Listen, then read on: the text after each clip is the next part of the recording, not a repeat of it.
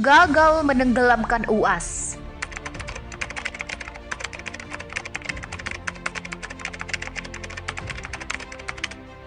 Ustaz, jika seorang wanita dipinang lelaki bermanhaj salafi dan dia melarang untuk mendengarkan ceramah selain yang satu manhaj dengannya, apa yang harus dilakukan Pak Ustaz? Nampaknya mau melaga-laga saya sama salafi.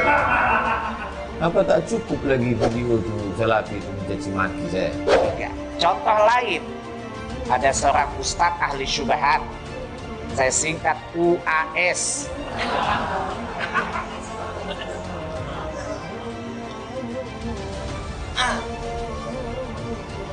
Ya, Bilangnya saya Ustadz ahli syubhat. Ini tanya aja lagi.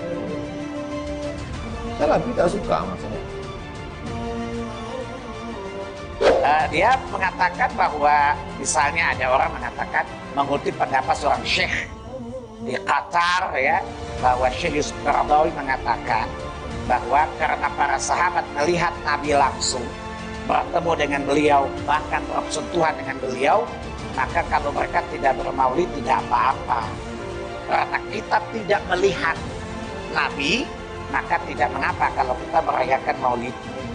Ini kita jawab syubhat, manhaj salah. Seluruh ulama di dunia ini, ulama, profesor, doktor, ketuanya Syekh Yusuf Al-Qaradawi. Siapa namanya? Yusuf Al-Qaradawi. Apa kata salafi tentang Syekh Yusuf Al-Qaradawi? Iskatul kalbil awi. Iskatul kalbil awi. Membungkam anjing menggonggong. Syekh Yusuf Al-Qaradawi dibilangnya anjing. Apalagi lah kutil-kutil macam saya. Syekh Qaradawi dibilang anjing. Saya tanya, tabi'in melihat Nabi enggak? Tapi enggak ada yang punya gagasan gila itu kan? Apakah ulama belakangan lebih cerdas memahami agama daripada para tabi'in? Para tabi'in makin jauh lagi dari Nabi, bukan? Tapi enggak ada yang punya ide gila tadi kan? Enggak ada. Paham? Sedangkan Imam Bukhari aja mereka kritik. Mau tahu antum kritiknya ke Imam Bukhari. Imam Bukhari itu khatimatul huffaz, penutup para hafiz. Imam Bukhari alang-alang, tang, cece. Dia hilang pula kalau sedang dicari. HP ini pun takut juga sama salafi. Atau kita pakai logika lagi, logika dibalas logika. Oh gitu ya. Sekarang ini kita pakai logika lagi. Gimana kalau kita maghrib 7 rakaat? Kenapa? Dan para sahabat sudah dijamin masuk surga. Jadi 3 cukup. Karena kita belum dijamin maghrib 7 gimana?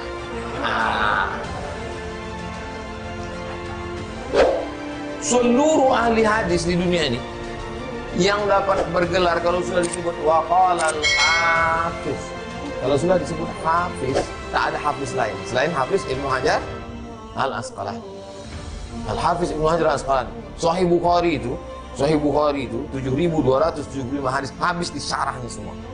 Semua yang menghantam Sahih Bukhari dibantahnya semua dalam muqaddimah Fathul Bari. Namanya Hadiyus Sari Muqaddimah Fathul Bari Syarh Sahih Bukhari. Itu pun dibantai salafi juga. Ini nama kitabnya. At-Tanbih 'ala al-mukhalafat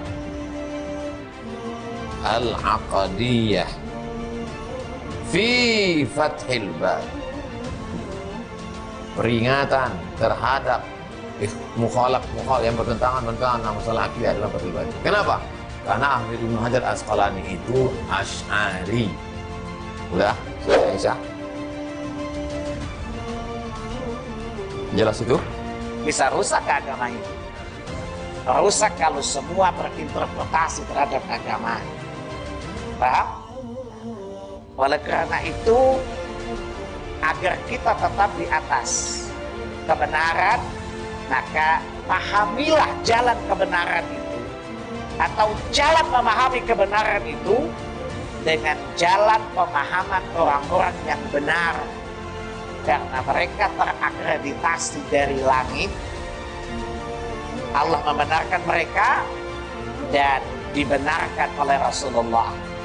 Kalau antum hanya mendapatkan rekomendasi dari langitan, bukan dari langit.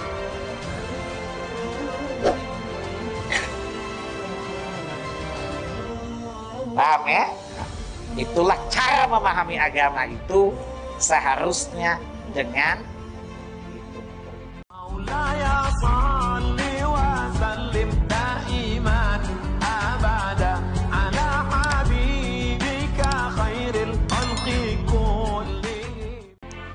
Pada beberapa kesempatan saya berjumpa dengan orang atau beberapa orang yang mengaku atau menginginkan agar Ustadz Abdul Somad segera pudar dan bahkan hilang pengaruhnya.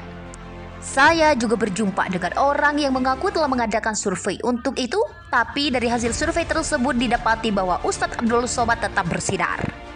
Artinya berbagai upaya untuk memadamkan kecemerlangan UAS dengan cara menebar keburukan tentangnya atau stigma beliau dengan berbagai keburukan tetap tak menggeser pandangan orang tentangnya.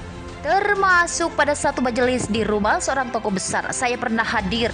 Seseorang mengatakan bahwa pesona UAS akan ditenggelamkan dengan cara memunculkan seorang lainnya yang dianggap bagian dari kelompoknya. Duh, walau harus diakui ibarat ini adalah perjalanan, mungkin tanjakan sudah dilalui UAS. Ia tidak lagi naik, tapi UAS kini sudah jalan landai saja. Ingat ya, melandai bukan turun. Kita patut bersyukur karena UAS lepas dari tanjakan, kemudian sekarang berada di jalan melandai yang ia jalani dengan rileks tanpa kesulitan berarti. Berbagai kemungkinan bisa terjadi, ada yang setelah menanjak kemudian bertemu dengan turunan yang sangat curam. Saking curamnya, ia nyaris tak kuasa menginjak rem. Bahkan ada yang akhirnya remnya blong, mobil meluncur dan terjadi kecelakaan yang sangat parah. Ada lagi, pada saat menanjak ternyata ia tidak kuat, terpaksa lepas kendali dan akhirnya masuk jurang. Barusan saya simak ceramah UAS yang direkam pada 2 Januari 2022 ketika sedang berceramah di Majelis Az-Zikra. Tak ada yang berubah pada pembawaan dan diksi-diksi ataupun konten ceramah beliau. Terkadang menggali hati, melakukan takziah, hingga mematik air mata untuk keluar. Tapi tak jarang beliau dengan jenakanya mengundang tawa. Ketulusan sebagai ruhnya inilah yang dirasakan banyak orang pada Ustadz Abdul Somad. Sehingga karenanya ibarat mekar bunga, pesona UAS itu tak segera layu walau ada upaya pemanasan yang dimaksudkannya untuk menjadikannya kering. Semoga Tuan Guru UAS sehat senantiasa. Allah jauhkan beliau dari segala upaya jahat jin dan manusia yang dituju